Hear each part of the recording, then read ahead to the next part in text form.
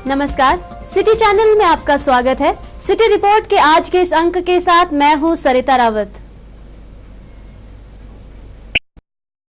पूरे देश में जहां स्वच्छता को लेकर सफाई अभियान चलाकर लोगों को सफाई के प्रति जागरूक किया जा रहा है, वहीं हमीरपुर नगर परिषद में निजी भूमि पर कुछ लोगों द्वारा गंदगी फैलाने से आसपास के लोगों को परेशानी झेलनी पड़ रही है। हमीरपुर के मुख्य बाजार के साथ सटे वार्ड नंबर 6 में गंदगी का ऐसा आलम छाया हुआ है कि हर कोई वहां जाने से कतरा रहा है। हमीरपुर मेन बाजार की दुकानों के पीछे की निजी भूमि पर भूमि मालिकों द्वारा गंदगी फैलाई जा रही है। वार्ड नंबर 6 की दुकानों के पीछे गंदगी का ऐसा आलम है कि दुकानदार पीछे की तरफ जाने से भी कतरा रहे हैं। दुकानदारों का कहना है कि निजी भूमि मालिकों द्वारा दुकानों के पीछे मलमूत्र किया जा रहा है, जिसकी दुर्गंध के कारण हर आने जाने वालों और स्थानीय दुकानदारों को समस्या से जूझना पड़ रहा है। दुकानदार देशराज राणा का कहना है कि कई बार इसकी शिकायत की जा चुकी है, लेकिन निजी भूमि मालिकों द्वारा आए दिन गंदगी फैलाई जा रही है। कई बार इसको बार बार का नहीं मानता ये, और ये खुले में आके वहाँ पर लैट्रिन बैठ जाता है, कभी पानी नहीं फेंकता, कभी उसकी सफाई नहीं करता है। कोई आता जाता है मेहमान, हमें तो दरवाज़ा खोले पीछे से मुश्किल हो गया है, बदबू ही बदबू आती है। ये है राजकुमार साथ में जिसका जो बैठता है, ये कर देता है खुले में, लैट्रिन करता है, पेशाब खुले में, ये नहीं दिखता कोई आ रहा है कोई जा रहा है। जहाँ दिल की है वहाँ कर दिया, उसको नहीं पता पेशाब क्या करता है, लैट्रिन कैसे करते हैं। वहीं इस मुद्दे पर नगर परिषद अध्यक्ष दीप कुमार बजाज का कहना है कि नगर परिषद द्वारा गलियों की साफ सफाई के लिए पूर्ण इंतजाम किए गए हैं, लेकिन ये मामला निजी भूमि का है। उन्होंने कहा कि नगर परिषद में गंदगी बर्दाश्त नहीं की जाएगी और उस स्थान पर कमेटी द्वारा निरीक्षण कर सफाई का इंतजाम किया जाएगा। नगर परिषद सभी गलियों का पूरा ध्यान रखती है।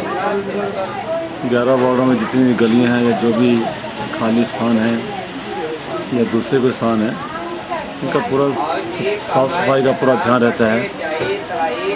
वार्ड नंबर 6 की जहां बात कर रहे हैं शीशे वाली गली की, वहाँ शायद प्राइवेट लैंड कुछ लोगों की है और उसके आगे उन लोगों ने शॉप्स बनाई हुई है, जिससे कुछ नज़र कम पड़ती है। फिर भी जब हमें पता चलता है, जैसे पता चला है कि उसके पीछे लोग गंदगी फैला रहे हैं, तो उसमें मैं बोलूँगा तो नगर परिषद से आदमी जाएगा, उसका मुआयना करेंगे और उसकी तरफ खास ध्यान रोज़ाना जाते आते समय 2 समय जाके देंगे। सिटी चैनल के लिए हमीरपुर से अरविंदर सिंह की रिपोर्ट। गांधी जयंती के दिन शुरू हुआ स्वच्छता अभियान पूरे देश में जोर शोर से चलाया जा रहा है, लेकिन ये बात भी सच है कि बिना आम जनता के सहयोग के ये स्वच्छता अभियान पूरा नहीं हो सकता। जिला मंडी की इंदिरा मार्केट में स्थानीय लोगों द्वारा ही गंदगी फैलाई जा रही है। मार्केट की सड़कों में फैली गंदगी, दीवारों पर लगे पान व गुटखे के दाग और शौचालय में पसरी गंदगी ये दर्शाती है कि प्रदेश के लोग इस स्वच्छता अभियान के प्रति कितने जागरूक हैं। जरा इन तस्वीरों पर गौर फरमाए। जगह जगह पड़े तंबाकू, खैनी के खाली पाउच, मंडी की इंदिरा मार्केट की दीवारों पर लगे ये लाल धब्बे और मार्केट में ही पड़े हुए बीड़ी के छोटे छोटे टोटे। ये हाल तब है जब देश में प्रधानमंत्री नरेंद्र मोदी के नेतृत्व में व्यापक सफाई अभियान चलाया जा रहा है।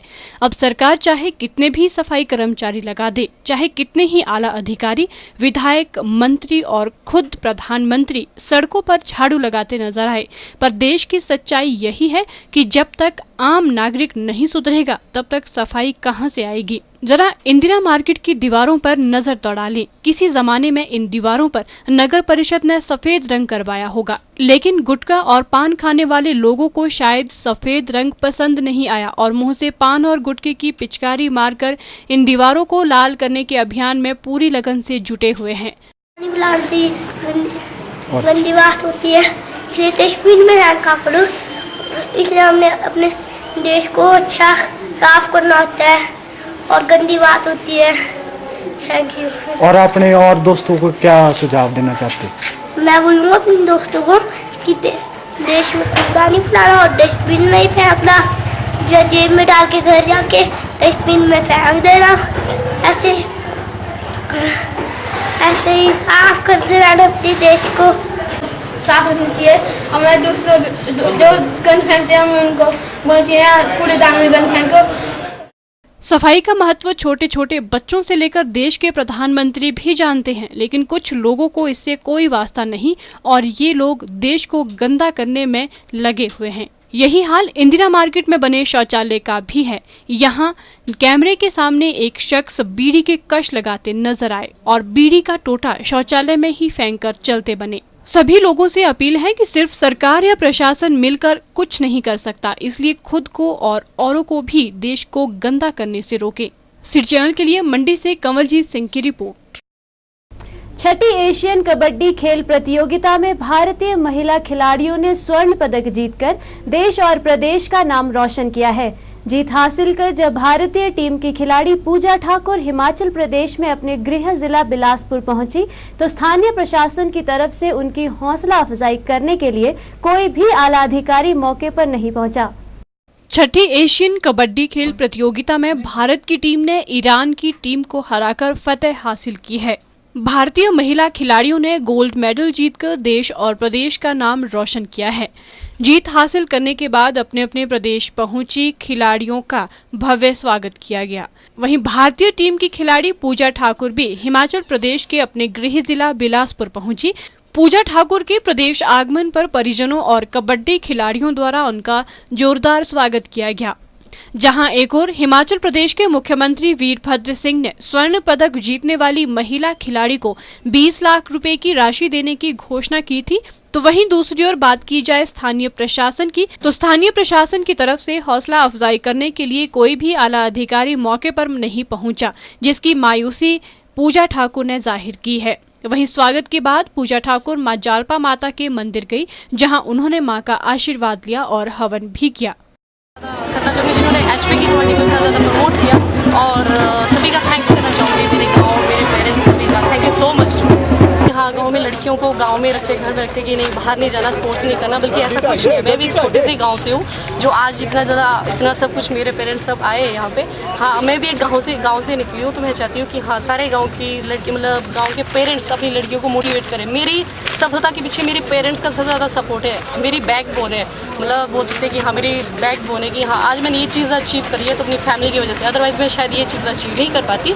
स्पोर्ट्स कितना ज़्यादा है, आप प्रो कबड्डी को देखा जाए, कबड्डी में कितना ज़्यादा गाँव के हर बच्चे को मौका मिल रहा है, एक एक प्लेयर को जानने का चांस मिल रहा है कि हाँ ये भी प्लेयर्स है, तो हमें अपना मान सम्मान हर चीज़ मिल सकती है इसमें। तो सभी से यही है कि स्वर्ण पदक विजेता पूजा ठाकुर सोलन जिले में कराधान विभाग में बतौर इंस्पेक्टर कार्यरत है। वहीं पूजा ठाकुर की मां इंदिरा ठाकुर का कहना है कि उनकी बेटी ने मेडल जीतकर उनका ही नहीं बल्कि पूरे प्रदेश व देश का नाम रोशन किया है। उन्होंने कहा है कि आज के समय में एक बेटा भी इतना कुछ नहीं करता जितना कि एक बेटी ने किया है। खुशी महसूस हो रही है मेरे को, और इतना किसी का बेटा भी नहीं इतना मान सम्मान दिला सकता जी, और हमारा नाम भी ऊंचा किया और हमारे भारत का नाम भी ऊंचा कर रही है मेरी बेटी। मेरा गर्व है अपनी बेटी पे और मैं ऐसा चाहती हूँ कि हर जन्म मैं इसकी माँ हूँ। सिटी चैनल के लिए बिलासपुर से विजय भारद्वाज की रिपोर्ट। स्कूली छात्रों को वन्य जीवन के प्रति जागरूक करने के उद्देश्य से वन विभाग द्वारा सराहनीय कदम उठाए जा रहे हैं। इसी कड़ी में शिमला के ऐतिहासिक रिज मैदान पर मंगलवार को वन विभाग के वन्य जीवन प्रभाग द्वारा बर्ड्स रेस आयोजित की गई। इस दौरान वन्य जीवन प्रभाग की एसी अनीता भारद्वाज ने स्कूली छात्रों को वन्य प्राणियों के महत्व के बारे में जानकारी दी। 2 अक्टूबर से 8 अक्टूबर तक चलाए जा रहे वन्य प्राणी सप्ताह में स्कूली छात्रों को वन्य प्राणियों की महत्वता के बारे में जानकारी दी जा रही है। मंगलवार को शिमला के रिज मैदान पर वन विभाग शिमला के वन्य जीवन प्रभाग द्वारा स्कूली बच्चों की बर्ड रेस आयोजित की गई। बर्ड रेस में राजकीय वरिष्ठ माध्यमिक पाठशाला लालपानी के छात्रों ने भाग लिया। रिज मैदान से समर हिल तक निकाली गई इस बर्ड रेस में छात्रों को 30 से 35 पक्षियों की विभिन्न प्रजातियों के बारे में जानकारी दी गई। वन्य जीवन प्रभाग की एसी अनीता भारद्वाज ने जानकारी देते हुए बताया कि इसका उद्देश्य बच्चों को मानव जीवन के लिए वन्य प्राणियों के महत्व के बारे में जागरूक करना है, ताकि वो वन्य प्राणियों से जुड़ाव महसूस कर सकें। जैसा कि आप जानते हैं कि 2 अक्टूबर से 8 अक्टूबर तक देश भर में वन्य प्राणी सप्ताह मनाया जा रहा है। इसी उपलक्ष्य पर हमने सीनियर सेकेंडरी स्कूल लालपानी के छात्रों के लिए बर्थडेज ऑर्गेनाइज करी थी और इसके तहत हमने वन्य प्राणी के बारे में बताया और बर्ड वॉचिंग की बारीकियों से अवगत करवाया और उन्हें हम लगभग 4-5 किलोमीटर की वॉक करवाई है और समर हिल तक इनको लेके गए हैं और जिसके दौरान हमने इन्हें लगभग 30 से 35 के करीब पक्षी दिखाए। कार्यक्रम का उद्देश्य ये है कि इनको वन्य प्राणियों के महत्व के बारे में बताया जाए और अवेयर किया जाए कि वन्य प्राणी कितने इम्पोर्टेंट है हमारे मानव जाति के एग्जिस्टेंस के लिए और इनको थोड़ा बहुत ऐसी चीज़ें दिखाई जाएं जो ये नॉर्मल उसमें नहीं देखते हैं, सो दैट कि ये अपने आप को उससे जुड़ा हुआ महसूस कर सकें और इनमें वन्य प्राणियों के लिए एक अवेयरनेस पैदा हो। सिटी चैनल के लिए शिमला से विक्रम कुमार के साथ रेशमा कश्यप की रिपोर्ट। देश में इन दिनों 2 से 9 अक्टूबर तक राष्ट्रीय वन्य प्राणी सप्ताह का आयोजन किया जा रहा है, जिसके तहत जिला सोलन में भी वन्य प्राणी विभाग चायल द्वारा शिली के वन में जिला स्तरीय राष्ट्रीय वन प्राणी सप्ताह के अंतर्गत पक्षी दौड़ का आयोजन किया गया। इस मौके पर राजकीय वरिष्ठ छात्र माध्यमिक पाठशाला सोलन के लगभग 30 छात्रों ने भाग लिया। सोलन में वन्य प्राणी विभाग चायल द्वारा शिल्ली के वन में जिला स्तरीय राष्ट्रीय वन्य प्राणी सप्ताह के अंतर्गत पक्षी दौड़ का आयोजन किया गया, जिसमें राजकीय वरिष्ठ छात्र माध्यमिक पाठशाला सोलन के लगभग 30 छात्रों ने भाग लिया। इन छात्रों को वन्य प्राणी विभाग चायल के अधिकारियों और कर्मचारियों ने पक्षियों के बारे में विस्तार पूर्वक जानकारी मुहैया करवाई। विभाग द्वारा बच्चों को पक्षियों की प्रजाति और उनके प्राकृतिक आवास के साथ विलुप्त होती जा रही प्रजाति के संरक्षण के बारे में भी जानकारी दी गई। सोलन के वनमंडला अधिकारी प्रेम महाजन ने कहा कि हिमाचल प्रदेश एक पहाड़ी राज्य होने के साथ साथ सुंदर भी है। उन्होंने कहा कि प्रदेश में विभिन्न प्रकार के वन्य प्राणी पाए जाते हैं, जिनके संरक्षण के लिए वन्य प्राणी और वन विभाग स्कूली बच्चों और लोगों को जागरूक करने के लिए कई कार्यक्रम आयोजित करता है।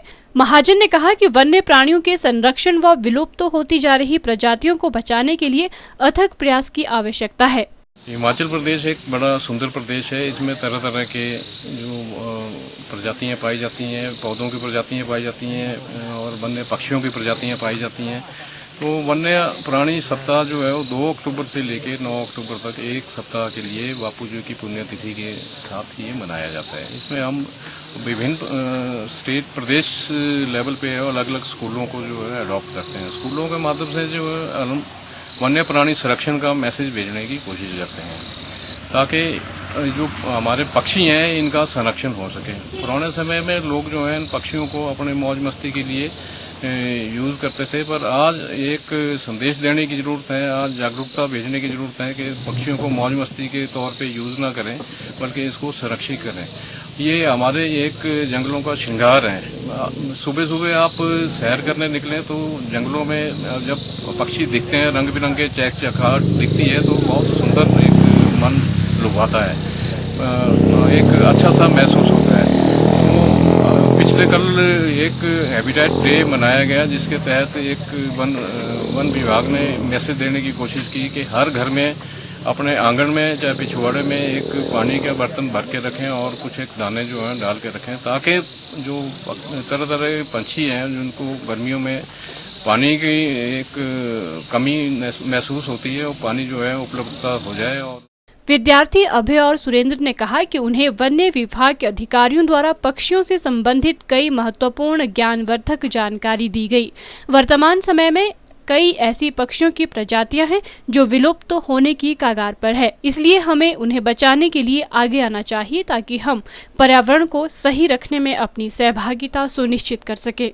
हम अपने साथियों के साथ यहाँ जंगल में कई प्रकार के पक्षियों को देखने आए थे, तो आज हमने बहुत से पक्षियों के बारे में जाना, उनको देखा। यहाँ के फॉरेस्ट गार्ड, उनके अन्य कर्मचारी आए हुए थे तो उन्होंने हमें इसके बारे में नॉलेज दी। और यहाँ के पक्षियों की तरफ मैं ज़्यादा गौर नहीं करता, परंतु आज सर ने बताया कि अगर एक पक्षी का पूरा शरीर एक जैसा है और सिर्फ एक रंग आंखों का रंग ही अलग है तो उस पक्षी का पूरा नाम बदल जाता है। इससे हमें काफ़ी जानकारी मिली और सर ने ये बताया कि जो लोग किताबों से पढ़ते रहते हैं तथा जिनको पर्यावरण के बारे में जानकारी नहीं होती वो असली मायने में विद्यार्थी नहीं होते। जो अपने आसपास की चीज़ों को समझ लेते हैं तथा उनके अनुरूप अपने आप को ढाल लेते हैं, वही सच्चा इंसान होता है। कार्यक्रम के तहत 9 अक्टूबर 2014 को राजकीय वरिष्ठ माध्यमिक पाठशाला चायल में चित्रकला और वाद विवाद प्रतियोगिता का भी आयोजन किया जाएगा। सिटी चैनल के लिए सोलन से दयाराम कश्यप के साथ सोम मेहता की रिपोर्ट। जिला सोलन के डगशाई पब्लिक विद्यालय में मंगलवार को 57वां स्थापना दिवस एवं वार्षिक पारितोषिक वितरण समारोह का आयोजन किया गया। समारोह में आर्मी के कसौली यूनिट के ब्रिगेडियर PVS लांबा ने मुख्य अतिथि के रूप में शिरकत की। इस मौके पर स्कूल के बच्चों द्वारा रंगारंग सांस्कृतिक कार्यक्रम भी प्रस्तुत किए गए। सोलन के डगशाई पब्लिक स्कूल में 57वां स्थापना दिवस एवं वार्षिक पारितोषिक वितरण समारोह का आयोजन किया गया। इस मौके पर स्कूली बच्चों ने रंगारंग सांस्कृतिक कार्यक्रम भी प्रस्तुत किए। समारोह में आर्मी के कसौली यूनिट के ब्रिगेडियर PVS लांबा ने मुख्य अतिथि के रूप में शिरकत की। मुख्य अतिथि ब्रिगेडियर PVS लांबा ने सभी को संबोधित करते हुए कहा कि स्कूल जा रहे विद्यार्थियों का आधार तभी मजबूत बनता है अगर उन्हें अच्छा पढ़ाया और सिखाया जाए, तभी वे अपने जीवन में बेहतर प्रदर्शन कर पाते हैं, जिसके लिए अध्यापकों को कड़ी मेहनत करनी चाहिए ताकि विद्यार्थी भारत के आदर्श नागरिक बन सके।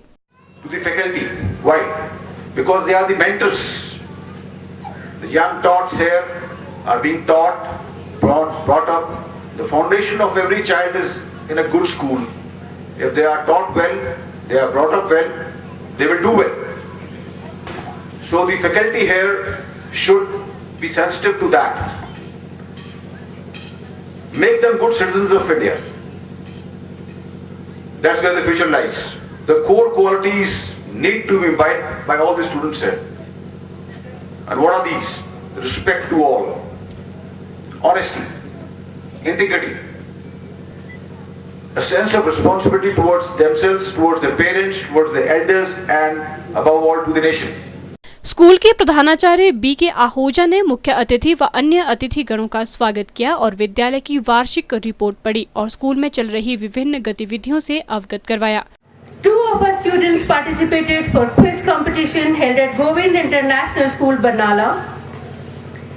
2 students, namely Charushi Chadda and Manika Parihar, represented Himachal Zone for declamation contest held at Sri Guru Har Krishan Public School, Amritsar, and Charushi bagged prestigious first prize.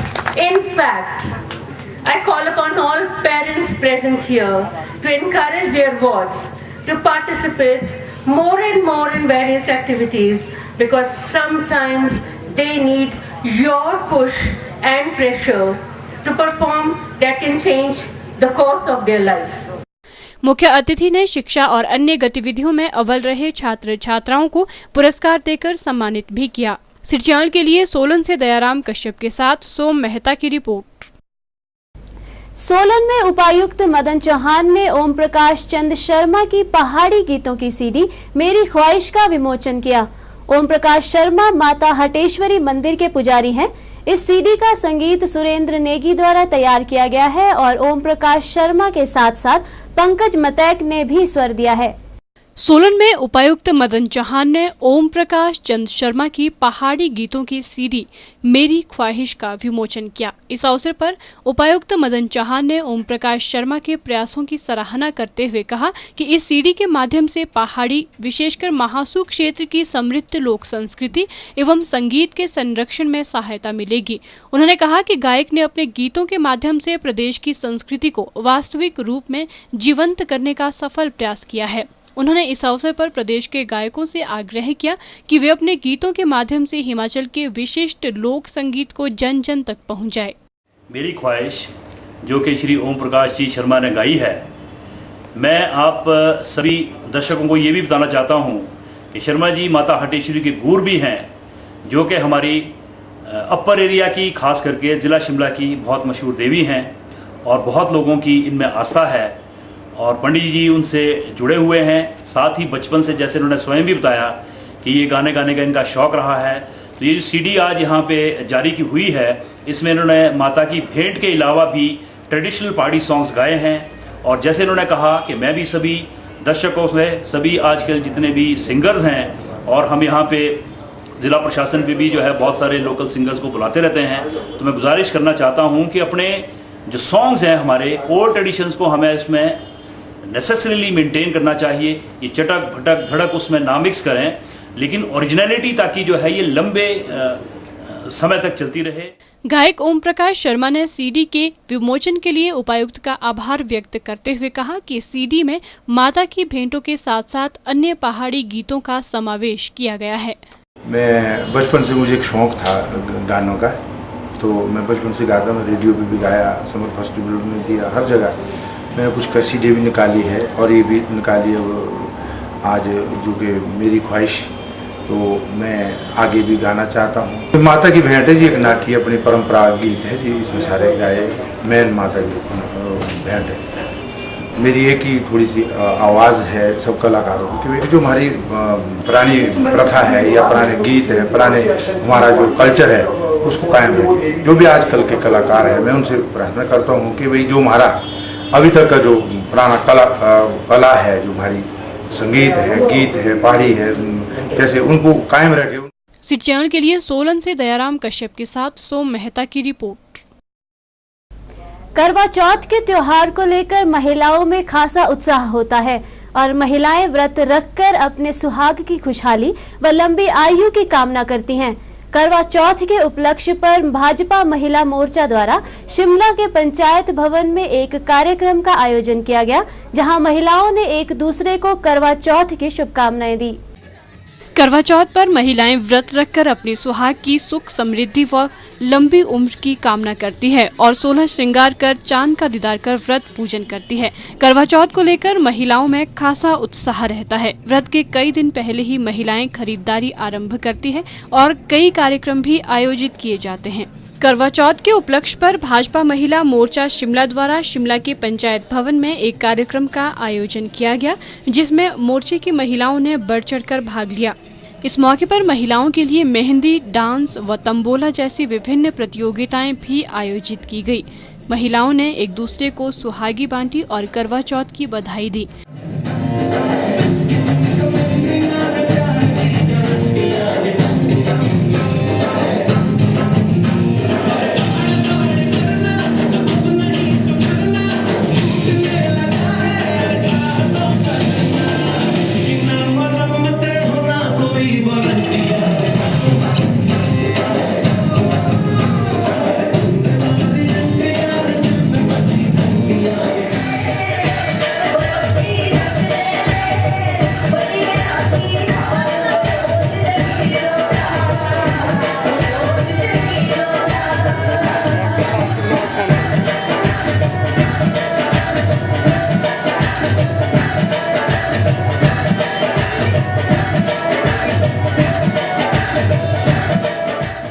महिला मोर्चा के अध्यक्ष ब्रिज सूद ने कार्यक्रम की जानकारी दी और सभी को करवा चौथ की बधाई दी। और हमने यहाँ पे पंचायत भवन में महिलाओं के लिए करवा चौथ के उपलक्ष्य में एक प्रोग्राम रखा था, जिसमें हमने मेहंदी का प्रोग्राम रखा और कंपटीशन किया, डांस कंपटीशन किया। इसके अलावा हमने तंबोला खेला और जो है सभी जितने हमारे गेस्ट आए थे उन्हें हमने सुहागी उनमें बांटी हैं। तो मैं सबसे वही करती हूँ कि भी करवा चौथ की सब महिलाओं को बहुत बहुत शुभकामनाएं। उनके सुहाग सदा खुश रहें, स्वस्थ रहें और समृद्ध रहें। सिटी चैनल के लिए शिमला से विक्रम कुमार के साथ लक्ष्मी ठाकुर की रिपोर्ट। कांग्रेस मुख्यालय राजीव भवन में मंगलवार को प्रदेश युवा कांग्रेस द्वारा लोकसभा चुनाव में हुई हार और विभिन्न विषयों को लेकर एक बैठक का आयोजन किया गया, जिसकी अध्यक्षता अखिल भारतीय युवा कांग्रेस के महासचिव अफजल अहमद ने की। बैठक के बाद पत्रकारों से बात करते हुए प्रदेश युवा कांग्रेस के अध्यक्ष विक्रमादित्य सिंह ने कहा कि बैठक में लोकसभा चुनाव में हार को लेकर मंथन किया गया। उन्होंने कहा कि युवा कांग्रेस द्वारा जनसंपर्क अभियान चलाया जाएगा, जिसमें युवाओं को संगठन और प्रदेश सरकार की नीति से जोड़ा जाएगा। विक्रमादित्य सिंह ने कहा कि अगले महीने युवा कांग्रेस कांगड़ा में युवा सम्मान समारोह आयोजित करने जा रहा है, जिसमें कांग्रेस के राष्ट्रीय उपाध्यक्ष राहुल गांधी, प्रदेश के मुख्यमंत्री और कांगड़ा के सभी वरिष्ठ कांग्रेसी नेताओं और प्रदेश भर के युवा नेताओं को आमंत्रित किया जाएगा। हमने ये निर्णय लिया है कि हम अगले महीने एक युवा कांग्रेस का सम्मान समारोह, जिसमें पूरे प्रदेश से युवाओं को वहाँ पे आमंत्रित किया जाएगा, करीबन 20 से 25 हज़ार लोगों को वहाँ पे युवाओं को बुलाया जाएगा। और साथ ही जितने हमारे युवा कांग्रेस के कार्यकर्ता हैं जिन्होंने पीछे विधानसभा चुनावों में, लोकसभा चुनावों में अच्छा काम किया है, उनका मान सम्मान किया जाएगा। और उसके साथ ही जितना युवा वर्ग जिन्होंने प्रदेश में अलग अलग फील्ड्स में, स्पोर्ट्स में, एकेडमिक्स में या अपनी जॉब्स में अच्छा काम किया है और प्रदेश का नाम ऊंचा किया है, जैसे अभी हाल ही में एशियन गेम्स में हमको कई स्वर्ण पदक मिले हैं, उनके जितने भी पार्टिसिपेंट्स थे उन्हें वहाँ पर बुलाकर उन्हें युवा कांग्रेस की ओर से मान सम्मान दिया जाएगा। और हम कोशिश करेंगे कि हमारे जो देश के युवा नेता है माननीय राहुल गांधी जी, उन्हें उसमें आमंत्रित किया जाएगा ताकि वो प्रदेश के युवाओं की हौसला अफजाई करे। और वैसे ही जो हमारे राष्ट्रीय अध्यक्ष है राजीव सातव जी, उनको और साथ ही प्रदेश के मुख्यमंत्री और उस जिला के जितने हमारे सीनियर कैबिनेट मिनिस्टर्स हैं, बाली जी, सुधीर जी और सुजान सिंह पठानिया जी और जितने युवा विधायक प्रदेश के हैं, उन्हें सबको उसमें आमंत्रित किया जाएगा ताकि जो प्रदेश के युवा हैं उनको ये हम एक एहसास दिला सके, उनको ये हम बात कह सके कि प्रदेश की सरकार आप लोगों के साथ खड़ी है। उन्होंने कहा कि प्रदेश को स्वच्छ प्रदेश बनाने के लिए युवा संकल्प देवभूमि स्वच्छ भूमि के नाम से अभियान चलाया जाएगा। देश को एक स्वच्छ प्रदेश बनाने के लिए हमने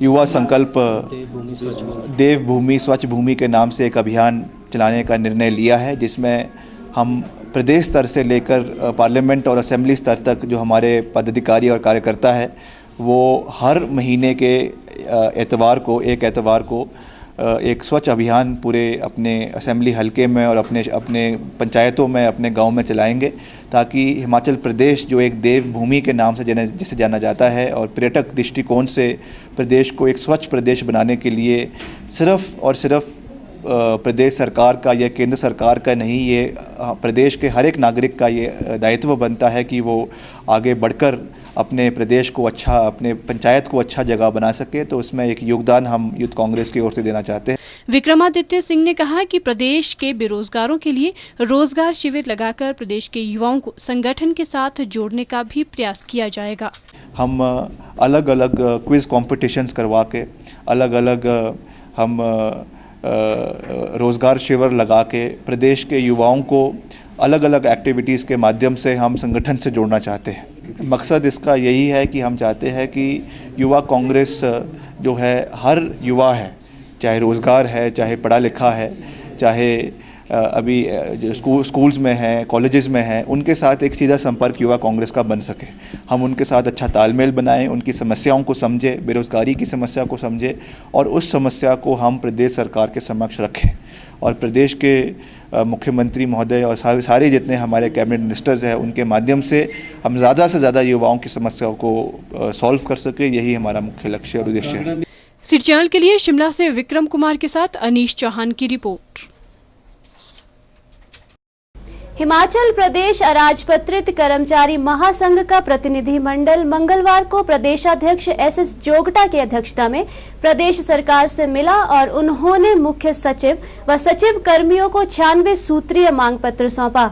एसएस जोगटा के साथ प्रदेश महासंघ के महासचिव गोपाल कृष्ण शर्मा और प्रेस सचिव स्नायक एमआर वर्मा सहित अन्य कर्मचारी नेता भी मौजूद थे। हिमाचल प्रदेश कर्मचारी महासंघ सरकार से मान्यता मिलने के बाद अब कर्मचारियों की मांगों को मनवाने के लिए अपनी रणनीति में जुट गया है। महासंघ के अध्यक्ष एसएस जोगटा के नेतृत्व में कर्मचारियों का एक प्रतिनिधिमंडल मंगलवार को मुख्य सचिव व सचिव कार्मिक से मिला और उन्हें 96 सूत्रीय मांग पत्र सौंपा। मांग पत्र सौंपने के बाद हिमाचल प्रदेश कर्मचारी महासंघ के अध्यक्ष एसएस जोगटा ने कहा कि 96 सूत्रीय मांग पत्र में 4914 ग्रेड पे वेतन विसंगतियां, पंजाब के आधार पर भत्ते, विभागों में चल रहे खाली पदों को भरने और सेवानिवृत्ति की आयु जैसे मुद्दों को प्रमुखता से उठाया है।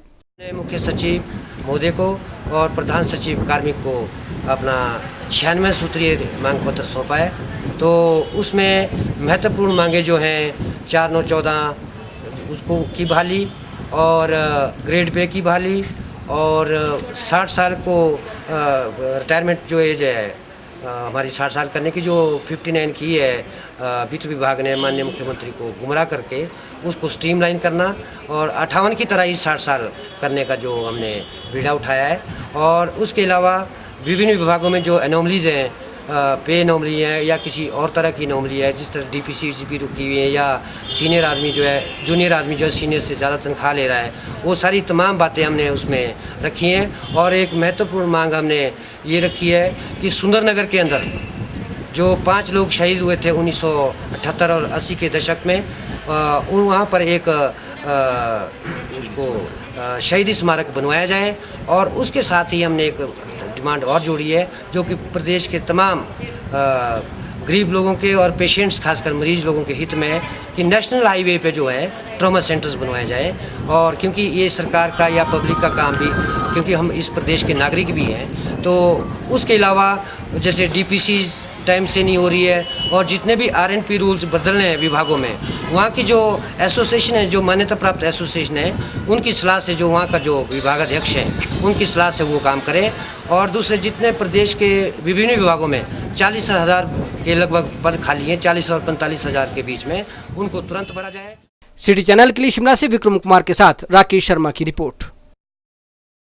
जिला प्रशासन शिमला द्वारा नगर निगम क्षेत्र में पटाखों व आतिशबाजी की बिक्री के स्थान निर्धारित कर दिए गए हैं।